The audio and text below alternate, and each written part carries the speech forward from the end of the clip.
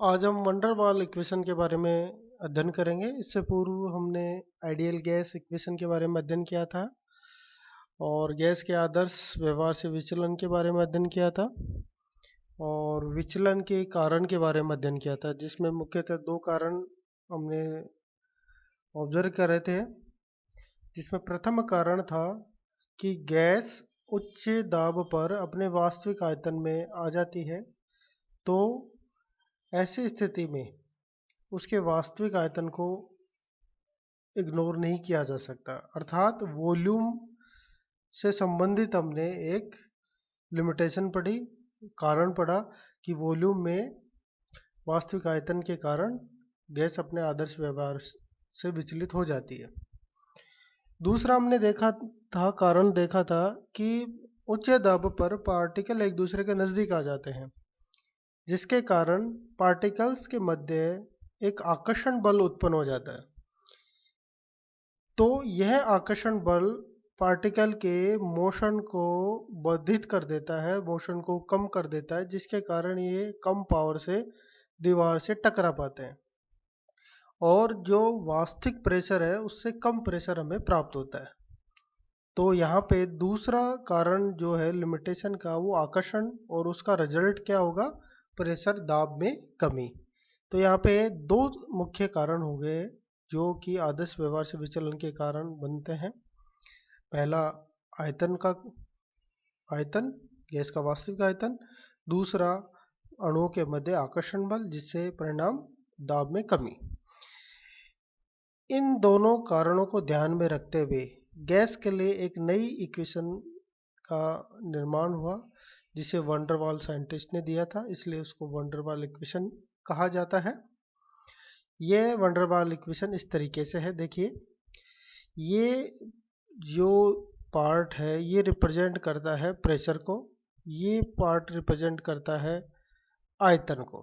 तो ये देखिए आदर्श गैस इक्वेशन है, पीवी बराबर एनआरटी।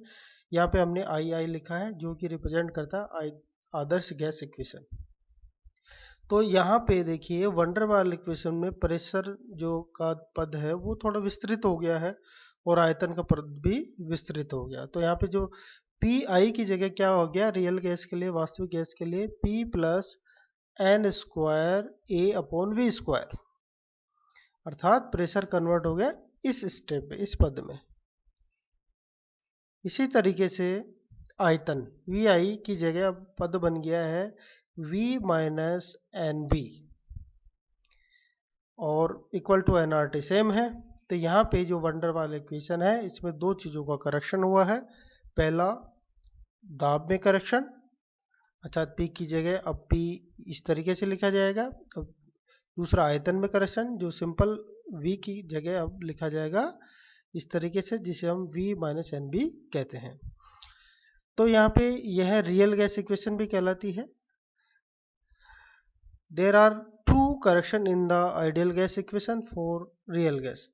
तो आइडियल गैस इक्वेशन में दो करेक्शन कर दिए गए, एक तो वॉल्यूम करेक्शन और एक प्रेशर करेक्शन। इन दोनों करेक्शन के से दो जो नई इक्वेशन हमें प्राप्त होती है वह कहलाती है रियल गैस इक्वेशन, जो लिखी जाती है P plus N square A upon B square, bracket close, V bracket start V minus N B bracket close equal to N R T. अब हम यहाँ पे दोनों पदों के बारे में विस्तृत जानकारी प्राप्त करेंगे, अर्थात वॉल्यूम में किस तरीके से करेक्शन होता है किया गया और प्रेशर में किस तरीके से करेक्शन किया गया। तो शुरुआत करते हैं हम प्रेशर में करेक्शन।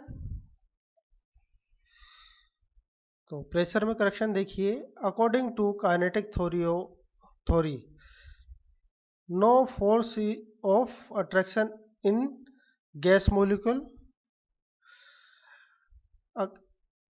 काइनेटिक थ्योरी क्या कहती है? काइनेटिक थ्योरी हमें पता, याद हो तो हमारे इससे पूर्व की क्लासों में हमने काइनेटिक थ्योरी पढ़ी थी। काइनेटिक थ्योरी के अनुसार किसी भी गैस के पार्टिकल्स के मध्य किसी भी तरह का कोई आकर्षण या प्रतिकर्षण बल नहीं होता है। Actually it mean there is no force of attraction exist.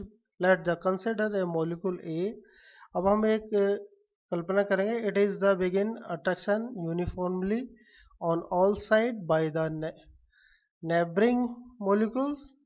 These force neutralize one another and there is no resultant attractive force on molecule. However, this molecule approach the wall of the container as shown b. देखिए यहाँ पे इसको इस diagram से समझते हैं। एक container है, ये हमने एक कंटेनर लिया है। कंटेनर में दो मॉलिक्यूल्स की कल्पना करते हैं। एक मॉलिक्यूल ए है, गैस का एक मॉलिक्यूल ए की कल्पना करते हैं, और फिर ये बी। तो यहाँ पे देखिए मॉलिक्यूल ए है वो अन्य मॉलिक्यूल से बराबर चारों दिशाओं से घिरा होता है। अब चारों दिशाओं से घिरा हुआ होता है तो इनके चारों तरफ से ये इक्वली अट्रैक्ट होता है, सभी मॉलिक्यूलों से इक्वली अट्रैक्ट होता है। तो यहाँ पे एक जो अट्रैक्शन है, जैसे इस साइड का अट्रैक्शन इस साइड के अट्रैक्शन से बैलेंस हो जाता है, अर्थात सभी तरफ से न्यूट्रल हो जाता है और इस पे लगने वाला आकर्षण बल नेग्लिजिबल या न्यूट्रल होके खत्म हो जाता है मॉलिक्यूल ए के लिए। अब मॉलिक्यूल बी की कल्पना करते हैं, यह वह मॉलिक्यूल है जो कंटेनर की वॉल पर पहुंच जाता है। तो कंटेनर की वॉल पे जैसे पहुंचेगा तो कंटेनर और वॉल के मध्य और कोई कंटेनर की जो वॉल है और इस मॉलिक्यूल के मध्य कोई भी अन्य मॉलिक्यूल नहीं है, अर्थात केवल यही मॉलिक्यूल है। अब यह मॉलिक्यूल देखिए पीछे से कई तरह के मॉलिक्यूल से के द्वारा अट्रैक्ट किया जाता है, अर्थात पार्टिकल बी अब एक ही तरफ से अट्रैक्ट हो रहा है, वो है बाकी गैस के मॉलिक्यूल्स के द्वारा। अब इसके कारण क्या होगा, जो पार्टिकल यहाँ पे किसी भी तरह का फोर्स फील नहीं कर रहा ए के पास, जैसे बी बिंदु वाला अर्थात बी मॉलिक्यूल की बात करें, या ऐसा पार्टिकल जो वॉल के पास पहुंच जाता है तो वह अपने से पीछे की तरफ आकर्षित होता है, पीछे के मॉलिक्यूल उसको दीवार से दूर खींचने की कोशिश करते हैं, तो यह कम पावर से वॉल से टकराएगा।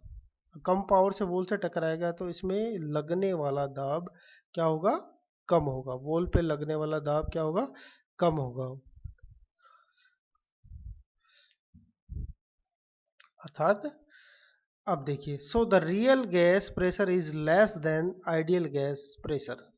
अब देखिए आइडियल गैस में तो हम मान रहे थे कि भाई किसी तरह का कोई प्रेशर नहीं होता, तो वो पार्टिकल जब वॉल के पास पहुंचता है तो भी उसके किसी तरह का भी कोई अट्रैक्शन नहीं है, तो वो पूरी पावर के साथ वॉल से टकराता है। लेकिन जब रियल गैस है, रियल गैस में पार्टिकल्स चारों तरफ से इक्वली अट्रैक्ट होता है। जैसे ही वॉल के पास पहुंचता है तो वॉल के पास जैसे ही मॉलिक्यूल पहुंचता है तो पीछे की तरफ वह मॉलिक्यूल से अट्रैक्ट होता है, जिसके कारण वह वॉल से पूरी पावर से टकरा नहीं पाता। तो वॉल पे लगने वाला प्रेशर अब क्या हो जाता है, थोड़ा सा कम हो जाता है। अब देखिए प्रेशर क्या कम होगा, देखिए P equal to P I minus P dash. यहाँ पे P dash correction factor depending on the density of the gas, ये है करेक्शन फैक्टर जो कि डेंसिटी के ऊपर डिपेंड करता है। और P I ideal gas pressure, और P जो अपनी रियल गैस है उसका प्रेशर को रिप्रेजेंट करता है। तो यहाँ पे P बराबर रियल गैस का प्रेशर जो है वो आइडियल गैस के प्रेशर से P डैश कम होगा, क्योंकि यह प्रेशर का करेक्शन फैक्टर है। और P dash is directly proportional to D square, अर्थात डेंसिटी के ऊपर निर्भर करता है। ये करेक्शन फैक्टर किस पर डिपेंड करता है, डेंसिटी के ऊपर। अब ये इक्वल प्रोपोर्शनल का साइन रिमूव करेंगे, P dash equal to A D square. अब हमें पता है डी बराबर क्या होता है, एम अपॉन वी, तो हम इसको ऐसे भी लिख सकते हैं a bracket m upon we square, या a into bracket n m upon v की पावर स्क्वायर, जहां पे एम क्या है, मोलिकुलर वेट ऑफ गैस, और नंबर ऑफ एन बराबर क्या है, number of particles in gas. अब जो है मोलिकुलर वेट है वो गैस के लिए हमेशा क्या होता है, कांस्टेंट रहता है। किसी भी गैस का मोलिकुल वेट हमेशा क्या रहता है, कांस्टेंट। तो इसको हम कांस्टेंट मानते हुए हम इक्वेशन को इस तरीके से भी लिख सकते हैं, a N square upon we square. अब यहाँ पे देखिए, अब हमारा पी डैश बराबर क्या हो गया, P dash equal to A N square upon we square. अब इस वैल्यू को, पी डैश की वैल्यू को हम इक्वेशन इसके अंदर रखेंगे, इस इक्वेशन के अंदर हम पी डैश की वैल्यू को रखते हैं। तो हमारी इक्वेशन का p dash equal to P plus A N square upon we square. अब यहाँ पे देखिए ए क्या है, constant depending of nature of gas. A यहाँ पे क्या है, कांस्टेंट को रिप्रेजेंट करता है जो कि गैस की नेचर पे निर्भर करता है। अब देखिए, ये पी आई की वैल्यू हमारे पास आ गई, ये पी आई की वैल्यू हमारे पास आ गई। अब इस पी आई की वैल्यू को हमें पुट करना है आइडियल गैस इक्वेशन में। जैसे आइडियल गैस इक्वेशन में हमने ये पुट किया, ये देखिए, ये हमारा पी आई बराबर क्या था, P plus A N square upon we square. तो ये हमारा P I V I equal to N R T था। तो पी आई की वैल्यू हमने पता चली गई थी, P plus A N square V square. ये हमने वैल्यू पुटअप कर दी। और अब ये वाली हमें देखना है कि कैसे वॉल्यूम करेक्शन होगा। तो ये हमारी इस तरीके से आइडियल गैस इक्वेशन से हम रियल गैस इक्वेशन में प्रेशर का करेक्शन समझ सकते हैं। इसको मैं शॉर्टली समराइज करता हूं आपके सामने।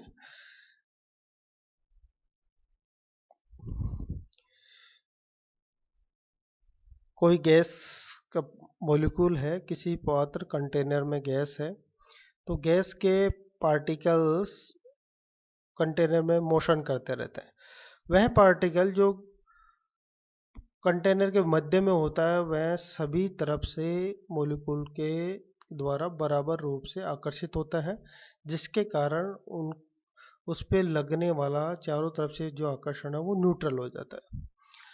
अब पार्टिकल मूव करता हुआ जब कंटेनर की वॉल्स के पास पहुंचता है, टकराता है, तो पार्टिकल केवल पीछे की तरफ से मॉलिक्यूल से ही घिरा रहता है, जिसके कारण वो सारे के सारे मॉलिक्यूल जो उसको पीछे की तरफ खींचते हैं, वह उसकी गति को कम कर देंगे, मोशन की गति को कम कर देंगे, जिसके कारण वह पात्र से कम ताकत से टकराएगा। अर्थात उसमें पात्र पर उत्पन्न होने वाला दाब क्या होगा, कम होगा। यह दाब आदर्श गैस की तुलना में कम होगा। भाई आदर्श गैस में ज्यादा होगा क्योंकि वहां पे कोई आकर्षण नहीं होता पार्टिकल्स में। रियल गैस में थोड़ा आकर्षण होता है, इसलिए यह कम होगा। अब कितना कम होगा, यह P डैश के बराबर कम होगा। अर्थात रियल गैस का pressure P equal to P I minus P dash होगा। यहाँ पे P डैश क्या है, प्रेशर फैक्टर है, जो करेक्शन हमने देखना है, करेक्शन हुआ है वो हमने देखा है, ये वाला। तो अगर हम पी आई बराबर करेंगे तो ये P डैश को उधर लेके जाएंगे, तो P प्लस P डैश। अब P डैश हमें पता है किस पे डिपेंड करता है, डेंसिटी पे। किस पे करेगा डिपेंड, डेंसिटी पे। तो ये डेंसिटी P इक्वल टू हो जाएगा ए डी स्क्वायर। यहाँ पे ए है क्या है, कांस्टेंट है जो नेचर, गैस की नेचर के ऊपर निर्भर करता है। डी बराबर हमें पता है क्या होता है, एम अपॉन वी होता है। और एम की जगह हम क्या लिख सकते हैं, एम बराबर एम एन लिख सकते हैं। और एम क्या है, molecular weight of the gas, N क्या है, number of moles the gas. और एम गैस के लिए, किसी एक गैस के लिए यह कांस्टेंट होता है, इसलिए अब ये हो गया a N square upon we square. तो ये वैल्यू हमारी हो गई पी डैश की। इस पी डैश की वैल्यू को हम P I equal to P plus P dash में रखेंगे। तो हमारी ये हमारा क्या हो गया, दाब के करेक्शन वाला पद हो गया, दाब में संशोधन वाला पद हो गया, जिसको हम पीवी इक्वल टू एनआरटी वाले इस पद में ये वाला पद रखेंगे। अब नेक्स्ट में हम वॉल्यूम करेक्शन के बारे में देखते हैं। अब यहाँ पे देखिए, unit of a and b, a और बी की यूनिट क्या है, देखो a is the terms of pressure, किसके पद में आ रहा है, ए दाब के पद में, और बी आ रहा है वॉल्यूम के पद में। ये देखिए, ये प्रेशर का पद है, ये वॉल्यूम का पद है।